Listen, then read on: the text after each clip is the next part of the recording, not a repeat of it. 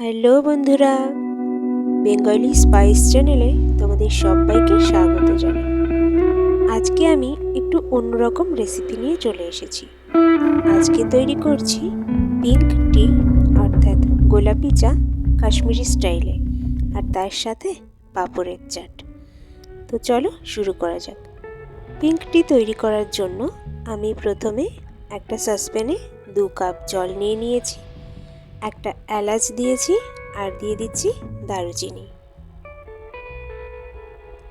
আর দিয়ে দিচ্ছি কয়েকটা লবঙ্গ। এখানে স্টার মশলাটা দেয়া হয়, কিন্তু যেহেতু এখন আমার কাছে ওটা নেই তাই দিলাম না। জলটা একটু গরম হয়ে আসলে তার ভেতরে দিয়ে দেব 1.5 চামচ গ্রিন টি। এই চাটা বানানোর জন্য আমাদের গ্রিন টির প্রয়োজন।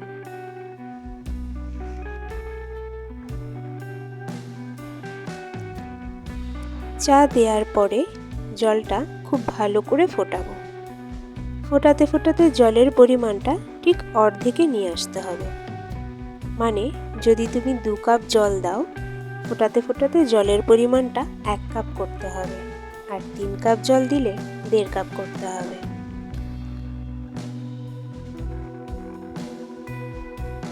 জল ভালো করে ফুটে গেলে, পরিমাণ কমে গেলে আমি নুন অ্যাড করে দিলাম পরিমাণ মতো। এবার দিয়ে দেব 1/2 চা চামচ বেকিং সোডা, যেটা দেওয়ার পরে এরকম ফেনা হয়ে উঠবে, একটু পরেই সেটা কমে যাবে।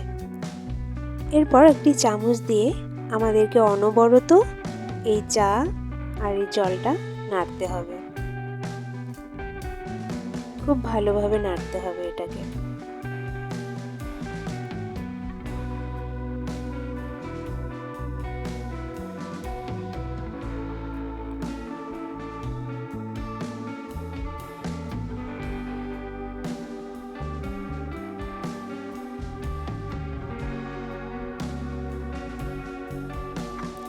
এটা যত ভালো নাড়াচাড়া করা যাবে, চায়ের কালারটা তত ভালো হবে।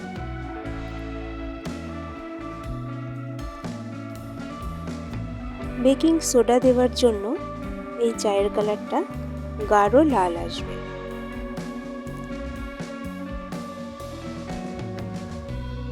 তবে ক্যামেরাতে চায়ের কালারটা খুব ভালো বোঝা যাচ্ছে না, কিন্তু যখন তোমরা বাড়িতে ট্রাই করবে তখন এটা বুঝতে পারবে। এবার আমি এতে মিশিয়ে দিচ্ছি 1 কাপ পরিমাণে বরফ জল, যাতে বরফ আর জল দুটোই ছিল। এবার আমি এটা নামিয়ে নেব। নামিয়ে নিয়ে অনবরত নাড়তে থাকবো। দেখো কত সুন্দর চলে এসেছে চায়ের কালারটা। তো এটা খুব ভালোভাবে নাড়তে থাকবো।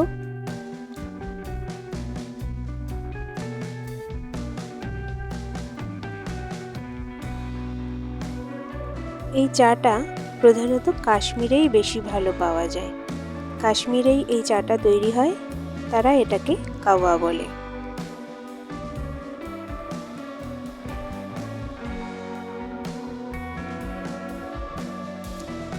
এবার একটি সসপ্যানে আমি 1 কাপ পরিমাণে দুধ ফুটিয়ে নিচ্ছি।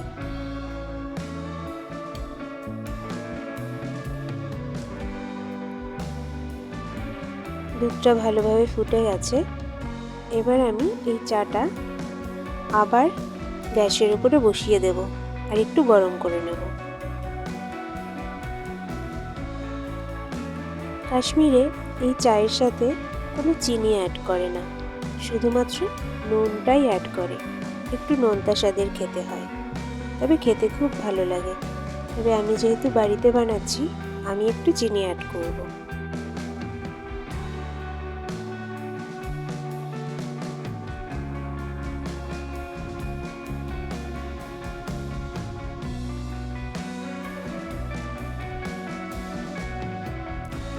চাটা ভালোভাবে ফুটে গেছে। এবার আমি ছাঁকনির সাহায্যে ছেঁকে নেব। দেখো কত সুন্দর কালার হয়েছে। এবার আমি এতে দুধটা মিশিয়ে দিচ্ছি।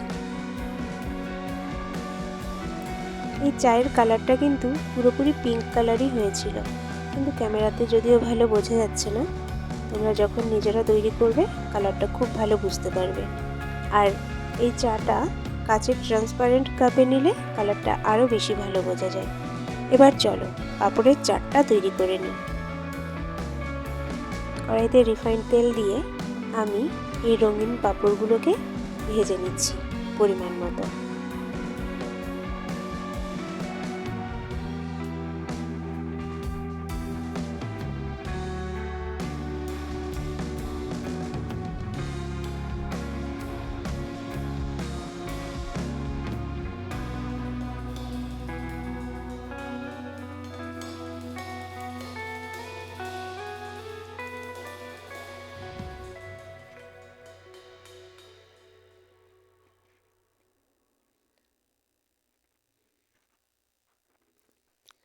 ভিডিওটা যদি তোমাদের ভালো লেগে থাকে তাহলে লাইক, কমেন্ট, শেয়ার করো আর সাবস্ক্রাইব করে চ্যানেলের পাশে থেকো।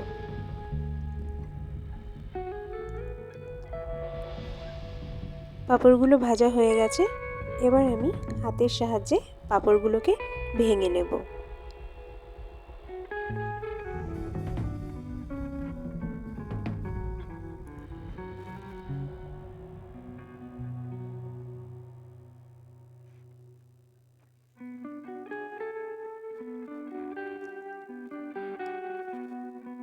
ভাঙা পাঁপড়ের মধ্যে আমি মিশিয়ে নিচ্ছি পেঁয়াজ কুচি,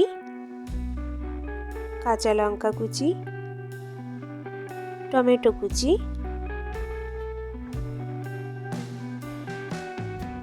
ধনে পাতা কুচি,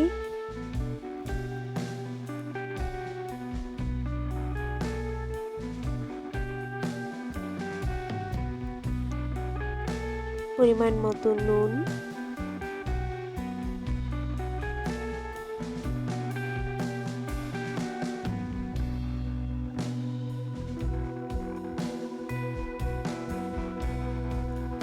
লঙ্কা গুঁড়ো, জিরে গুঁড়ো আর চাট মশলা।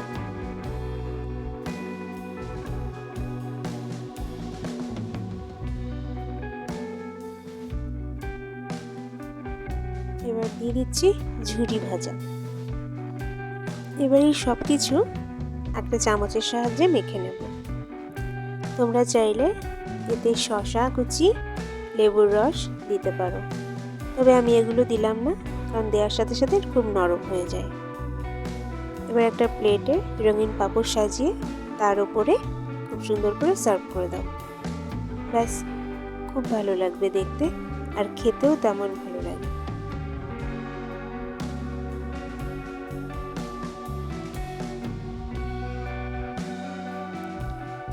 এই শীতকালে সন্ধেবেলার খাবার হিসেবে এরকম পাঁপড়ের চাট আর সাথে পিঙ্ক টি দারুণ লাগবে।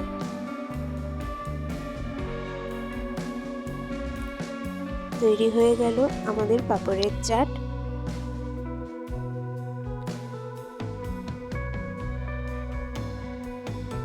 আর সাথে এই পিঙ্ক টি।